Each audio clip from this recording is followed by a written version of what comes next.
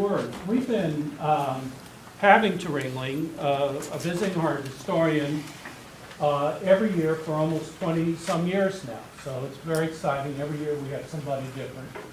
And it's sponsored by the Liberal Arts Department and the Art History faculty. And I want to thank Doug Chismar, who's Program Director for Liberal Arts, for all of his help.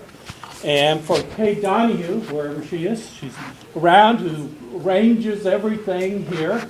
We couldn't live without her. And so it's just very, very exciting when we have these events. Dr. Susan Dahl is our newest faculty member in art history, and we're thrilled that she's here, and she's going to do the introduction for Dr. Stark. I'm going to be informal too and not go to the mic. I'm sort of an informal kind of gal. But I'm very proud and very pleased to present my good friend and colleague, Dr. David Stark. David came all the way down from the great frozen north of Chicago to be with us in Sarasota tonight. He works at the Art Institute of Chicago. Not only does he work in museum education there, but he is also a teacher of art history and a lecturer of art history. Belongs to many organizations who are always after him for his knowledge and expertise. As part of the museum education staff, I actually was in Chicago before David was, and I've always been a member of the Art Institute of Chicago. It's one of the best museums in the country. It's my favorite. It's actually worth going to Chicago to visit. So I've been a member for a long time, and over the years I noticed the difference in their approach to reaching out to the public. Over the years there was more of a concerted effort to reach out to all members of the community in Chicago, of which there's a great diversity, to reach out to different classes, different races, different ages, different neighborhoods in the city. And the education department was very instrumental in that, and David was very much a part of that. So it was very heartening to see the museum move in that direction over the years. And like I said, he's done a lot to facilitate that, from working with new technology, working with the internet to bring the art to the people, and also in terms of lecturing to the public to bring the people to the art. Personally, I've known David for a very, very long time, for years. We were graduate students together at Ohio State University way back in the days of the dinosaurs.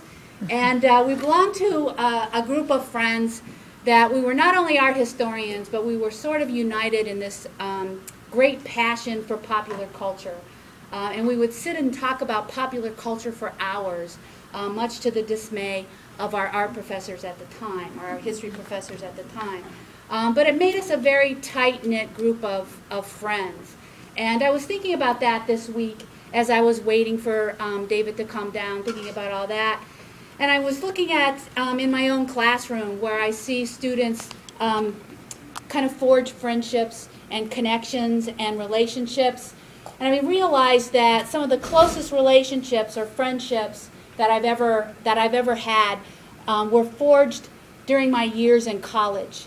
At first you're friends with people you meet, and then you're peers, and then when you leave your college, when you leave Ringling, you will be colleagues, and you will be interacting. You will call upon your friends for professional and personal advice for many, many years. So I encourage that kind of thing while you are here at Ringling, because trust me, it will be one of the great pleasures of your life. And I've been very, very lucky to have a friend and colleague like David Stark. And so I wish you here at Ringling the same kind of relationship and long-term friendship that we've had. If you find one, you will really, really be lucky. So without further ado, my friend and colleague, David Stark.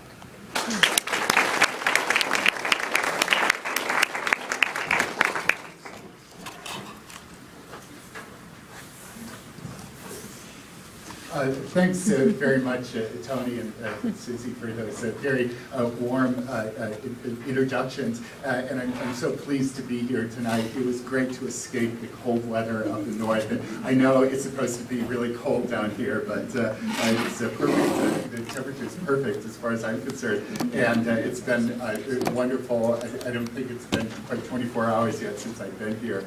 And I'm loving every minute of it. I'm thrilled that so many people came out tonight, and I really would like to thank the Ringling College of Art and Design, the art history faculty, liberal arts faculty and staff, Kate Donahue especially, who did so much to make the arrangements for the trip and publicizing the lecture, and thank you all for coming out on, is this the eve of a semester break? Not quite, okay. But thank you regardless. It's wonderful to lecture to a full house. And my topic this evening, and I suppose at this point we could lower the lights, and I just wanted to say a few introductory remarks to cover the theme of the lecture, the realist tradition in art through the centuries. Realism is probably the most accessible, most easily understood artistic mode or style. Others might include abstraction, expressionism, but if we look through different periods of art history, different cultures globally, the notion of what realism is not very difficult to grasp. To simply state that it's the imitation of the actual appearances in art. It could be called, and has been called, the style of objective accuracy. And I hope to show within the next hour or so the way in which realism takes many forms. And that the meaning of the term realism is actually more complex than it may appear at first. And I could actually begin at any number of points in the history of art or any number of cultures, but I chose to begin this survey with a look at the art of ancient Rome, and particularly portrait heads, like the old man on the left and young woman on the right. Oh, and by the way, I've tried to color code my captions insofar as coloring those works that are in the Art Institute, works that I'm very familiar with, and I can speak with more authority and confidence about, having been there for 18 years. I've coded those in green.